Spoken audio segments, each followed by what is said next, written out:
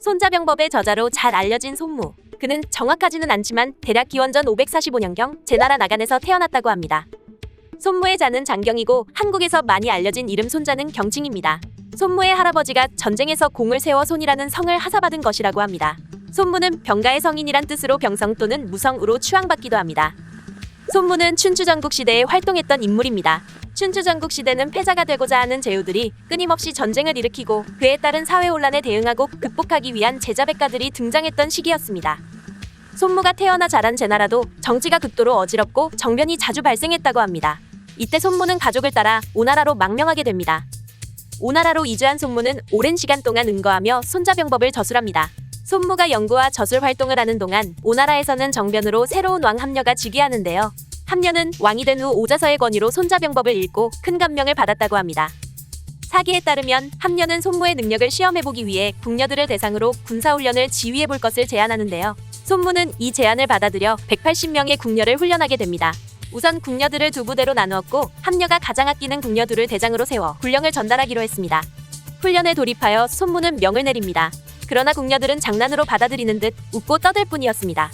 이에 손무는 군령이 분명하지 않고 명이 숙달되지 않은 것은 장수인 자신에게 책임이 있을 수 있다며 궁녀인 대장들에게 군령과 명령을 또 한 번 설명해 주었습니다. 훈련은 다시 시작되었고 손무가 명을 내려 행진하도록 했지만 이번에도 궁녀들은 제자리에서 웃기만 할 뿐이었습니다. 그러자 손무는 이렇게 말했습니다. 명령이 불명확할 때는 장수인 나의 책임이지만 장수가 반복하여 명확히 설명했는데도 명령이 지켜지지 않은 것은 대장들의 책임이다. 그러면서 대장 역할을 하던 궁녀 둘을 처형하라 명합니다. 위에서 이를 지켜보던 함녀는 몹시 놀랐습니다. 과인은 이미 그대가 용병술이 뛰어나다는 것을 알게 되었소. 과인은 저 두 궁녀가 없으면 밥을 먹어도 맛을 느끼지 못하니 부디 명을 거두시오. 그러나 손무는 이렇게 답했습니다. 신은 이미 왕명을 받고 장수가 되었습니다. 군안에서는 왕명이라 하더라도 받들지 않은 경우가 있습니다. 손무는 끝내 두 궁녀의 목을 베었습니다. 그 후 다음으로 총애를 받는 궁녀들이 새로운 대장이 되었고 북이 다시 울렸습니다. 이제 궁녀들은 어떤 불평이나 장난 없이 정확하게 명령대로 움직이게 되었죠. 손무는 비로소 군대가 준비되었다며 왕에게 보고했습니다. 하지만 함녀는 손무를 보고 싶지 않다며 그를 피합니다. 이에 손무는 이렇게 함녀를 꼬집었다고 합니다. 왕께서는 병서의 글만 좋아할 뿐 그 내용을 활용할 줄 모르십니다. 결국 함녀의 마음이 움직여 손무의 능력을 인정하고 그를 장군으로 임명합니다. 손무는 정군을 훈련하며 오나라 군대를 몇 년 만에 강한 부대로 만들었습니다. 그리고 기원전 512년 오는 숙적 초나라와의 전쟁을 위한 대외적인 군사작전을 시작하는데요. 손무는 단계적 교란작전을 통해 초나라의 국력을 약하게 만들기로 했습니다. 오는 전면전에 앞서 초나라와 연합했던 속국들을 공략하고 남쪽 월과의 전쟁에서 승리합니다. 기원전 511년에는 초와의 첫 전투에서 승리를 거둡니다. 이때 함녀는 초의 수도인 영까지 쳐들어가려고 했지만 손무와 오자서의 만류로 회군합니다. 조금 더 유리한 조건에서 초와의 전면전을 치르기 위해서였죠. 손무의 작전은 이런 것이었습니다. 우선 기습 공격으로 초나라를 지치게 했습니다. 아울러 당나라와 채나라를 오나라 편으로 만들어 형세를 유리하게 만들었습니다. 그리고 오나라는 결전의 시기가 무르익었다고 판단하고 초나라를 향해 진격합니다. 5번의 큰 전투에서 모두 승리한 오나라는 드디어 초나라의 수도 영을 점령할 수 있었습니다. 초나라와의 전쟁 이후 손무의 행적에 대해서는 거의 알려진 것이 없습니다. 하지만 손무의 손자병법은 중국 역사뿐만 아니라 전 세계에서 오랫동안 중요한 병서로 취급받아왔습니다. 병법서 중 최고의 경전이라는 뜻으로 병경으로 불릴 정도입니다. 현재까지 전해지는 손자병법의 대부분은 삼국지의 조조가 원본을 요약하고 해석을 붙인 것이라고 합니다. 내가 수많은 병서를 읽어봤는데 손자병법만이 가장 심오하다. 무경칠서는 중국의 7가지 대표적인 병서를 묶은 것인데요. 조선시대 문과의 시험 과목으로 사용되기도 했죠. 무경칠서에서도 손자병법은 맨 앞에 놓인다고 합니다. 일본 센고쿠 시대의 명장 다케다 신겐도 손자병법을 즐겨 읽었고 전투에서 적극적으로 활용한 것으로 알려져 있습니다. 서구권에서 손자병법은 클라우제비츠의 전쟁론과 버금가는 위상을 떨치고 있는데요.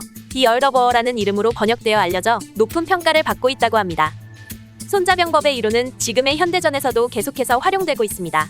손자병법에서 강조하는 것은 전쟁의 세부적인 전술뿐만 아니라 전쟁과 관련된 외교, 정치, 지리, 그리고 군사정보의 중요성과 첩자의 활용과 같은 것들입니다. 손자병법에서 강조하는 이러한 내용들은 인간에 대한 깊은 통찰에서 나온 것들이라고 할 수 있습니다. 손자병법은 병법서인데도 불구하고 호전적이지 않다는 특징이 있습니다. 전쟁을 일으킬 상황을 만들지 않는 것이 우선이고 어쩔 수 없이 전쟁을 결심했다면 최대한 빠르고 피해 없는 승리를 거두는 것이 중요하다고 손자는 강조하고 있습니다. 전쟁은 국가의 큰일일 뿐만 아니라 막대한 지출이 부담될 수 있기에 전쟁으로 얻은 이익이 의미 없을 수 있기 때문입니다. 손자가 간단하게 전쟁을 일으키는 것과 장기전에 의한 국력 소모를 늘 경계한 것도 바로 이런 이유였습니다. 군주는 분노에 사로잡혀 군사를 일으키지 않고 장수는 성난다고 하여 전투를 해서는 안 된다. 분노는 다시 바뀌어 희소식이 될 수 있고 성냄은 다시 바뀌어 즐거움이 될 수 있지만 망한 국가는 다시 존재할 수 없고 죽은 자는 다시 살아날 수 없다. 손자가 생각하는 최상의 승리는 싸우지 않고 이기는 것이라고 할 수 있습니다. 이는 미리 유리한 상황을 만들어서 승리가 확정된 상황을 만들어 놓는 것을 의미합니다. 그래서 군사에 의한 실전보다는 정치 외교 차원에서 적을 이기거나 적의 군사력을 와해시키는 것을 손자는 최상으로 생각했습니다. 전쟁이란 목표가 아니라 최후의 수단이 되어야 한다는 것이죠. 100번 싸워 100번 이기는 것이 최선이 아니다. 싸우지 않고 이기는 것이야말로 최선이다. 손자는 자신과 상대방의 상황에 대하여 잘 알고 있으면 100번 싸워도 위태로울 것이 없다고 했습니다. 또 나를 알고 적을 모르면 승패를 각각 주고받을 것이며 적을 모르는 상황에서 나조차도 잘 모르면 반드시 위태로워진다고도 했는데요. 이건 손자가 상대와 자신의 정보를 잘 아는 것, 즉 정보의 중요성을 강조했던 것이라고 볼 수 있습니다. 참고로 지피지기 백전백승이라는 표현은 손자병법에는 없으며 그 의미는 손자가 표현한 지피지기 백전불태와 비슷하기는 하지만 엄밀히 말하면 차이가 있다고 봐야 합니다. 2500여 년의 시간을 넘어 지금까지 사람들이 손자병법을 사랑하는 가장 큰 이유는 손자병법이라는 책은 인간에 관한 많은 것을 통찰하고 있기 때문일 것입니다. 전쟁은 인간이 하는 것이고 인간을 이해하기 위해서 손자병법은 좋은 교재라고 할 수 있는 것이죠. 그래서 단순히 전쟁에 관심 있는 사람들뿐만 아니라 치열한 경쟁에서 승리하기 위해서 조직에 필요한 리더십을 갖추기 위해서 인생의 지혜를 얻기 위한 실용적인 차원에서 많은 현대인들은 여전히 손자병법을 애독하고 있습니다.